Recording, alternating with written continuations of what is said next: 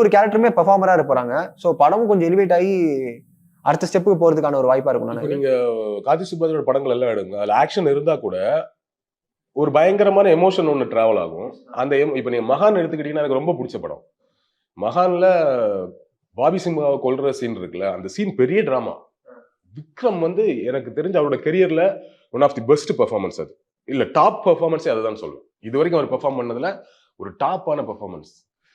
நொறுக்கி இருப்பாரு. அவ்வளோ லென்த்தா இருக்கும் அந்த சீன். எனக்கு ரொம்ப பிடிச்சிருந்தது அது. அவ்வளோ லென்த்தா இருக்கும். ஏன்னா ஃப்ரெண்டு அவன் நான் கொல்ல பண்ண போறேன்னு டிசைட் பண்ணிட்டாரு.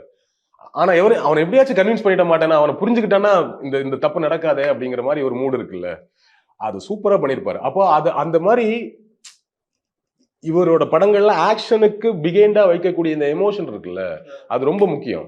அப்ப அந்த எமோஷன் கேரி ஆகுனா ரொம்ப நல்ல பெர்ஃபார்மன்ஸ் தேவை. அப்ப அதுக்கு விக்ரம் மாதிரியான ஒரு ஆர்டிஸ்ட், பாபி சிம்ஹா மாதிரியான ஒரு ஆர்டிஸ்ட், எல்லா படங்கள்லயுமே அவரோட ஆர்டிஸ்ட் வந்து ரொம்ப குவாலிட்டியா இருக்கும்போது அந்த அந்த பெர்ஃபார்மன்ஸ், அந்த சீனோட மூடு இருக்குல்ல, அது பயங்கரமா போய் ரீச் ஆயிடும் ஆடியன்ஸ் கிட்ட.